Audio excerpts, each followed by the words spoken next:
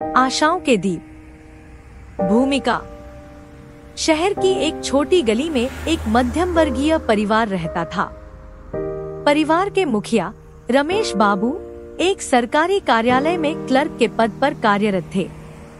उनकी पत्नी सविता एक साधारण गृहिणी थी जो घर को बहुत सलीके से संभालती थी। उनके 2 बच्चे थे, बड़ा बेटा अंशुल और छोटी बेटी रिया। रमेश बाबू का परिवार जीवन की छोटी छोटी खुशियों में ही संतुष्टि पाता था, परंतु एक दिन उनकी जिंदगी में ऐसा मोड़ आया जिसने सभी की परीक्षा ले ली। पहला भाग, खुशियों भरे दिन। रमेश बाबू हर सुबह समय पर उठते, अपने बच्चों को स्कूल भेजते और खुद दफ्तर के लिए निकल जाते। अंशुल 12वीं कक्षा का छात्र था और इंजीनियर बनने का सपना देखता था, जबकि रिया 7वीं कक्षा में पढ़ाई कर रही थी। शाम को जब रमेश बाबू घर लौटते तो रिया दौड़कर दरवाजा खोलती और अंशुल उन्हें पानी का गिलास थमाता। सविता जी चाय बनाती और चारों लोग साथ में बैठकर अपने दिन भर की बातें करते। बच्चों की मुस्कान और सविता का साथ रमेश बाबू के लिए दिन भर की थकान मिटा देता था। अंशुल पढ़ाई में होशियार था और हर साल अच्छे अंक लाता था। उसके टीचर भी उसे खूब सराहते थे। रमेश बाबू को उम्मीद थी कि अंशुल एक दिन उनका नाम रोशन करेगा। दूसरा भाग, परीक्षा की घड़ी।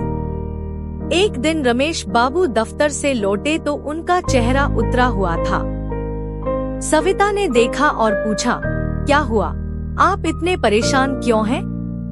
रमेश बाबू ने धीरे धीरे कहा, सविता, कंपनी में कुछ समस्याएं चल रही हैं। हो सकता है कि अगले महीने मेरी नौकरी चली जाए। सविता के लिए यह खबर एक सदमे की तरह थी। वह जानती थी कि उनकी आय पर ही पूरे परिवार का खर्चा चलता था।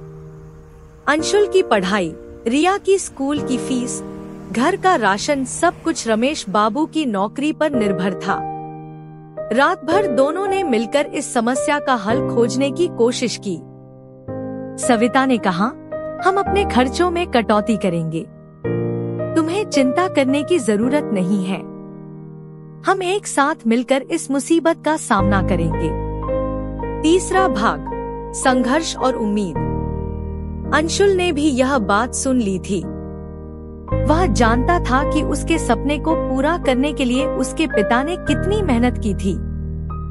अगले ही दिन उसने एक ट्यूशन क्लास में बच्चों को पढ़ाना शुरू कर दिया।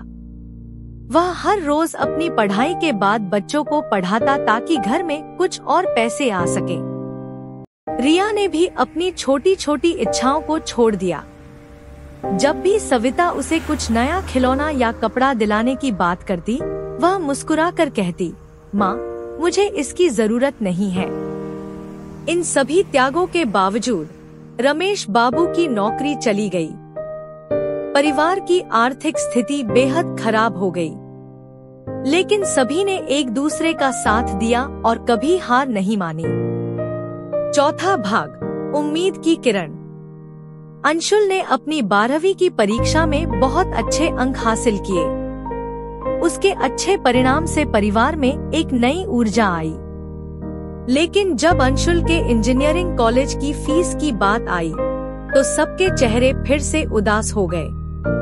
इतने पैसे कहां से आएंगे? अंशुल ने हार मानने का नाम नहीं लिया। उसने एक स्कॉलरशिप के लिए आवेदन किया और अपने रिजल्ट और मेहनत की बदौलत उसे वह स्कॉलरशिप मिल भी गई। उस दिन रमेश बाबू की आंखों में खुशी के आंसू थे। उन्होंने अंशुल को गले लगाते हुए कहा, तुमने मेरी उम्मीदों से भी बढ़कर किया है, बेटा। पांचवा भाग, मेहनत का फल। अंशुल ने अपनी इंजीनियरिंग की पढ़ाई शुरू की और पहले ही साल में उसने एक बड़े कॉलेज प्रोजेक्ट में हिस्सा लिया। उसकी मेहनत और लगन देखकर एक बड़ी कंपनी ने उसे इंटर्नशिप ऑफर की।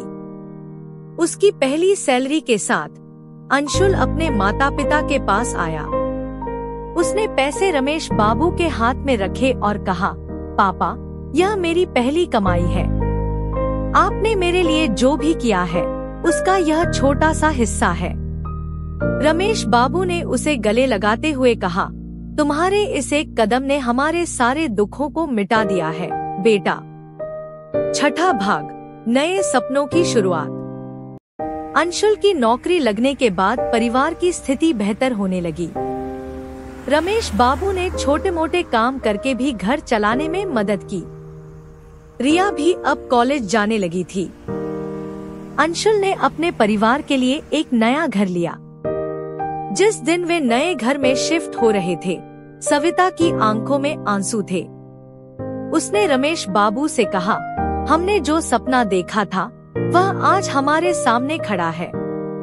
रमेश बाबू ने मुस्कुराते हुए कहा, सपने वो नहीं होते जो नींद में आते हैं, सपने वो होते हैं जो हमें सोने नहीं देते।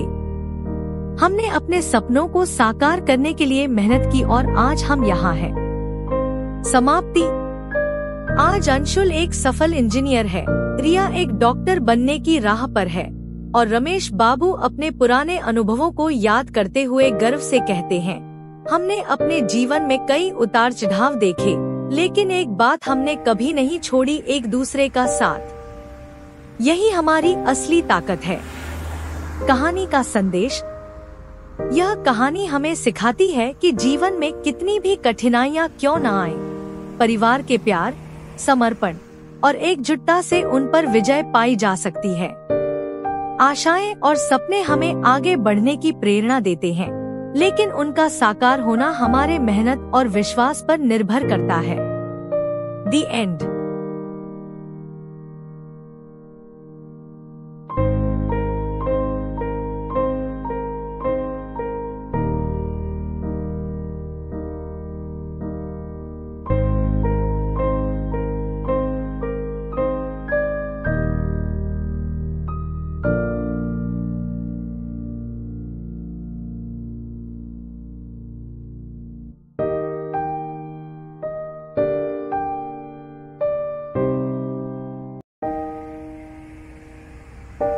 आपने शीर्षक अंडरस्कोर को सब्सक्राइब किया है?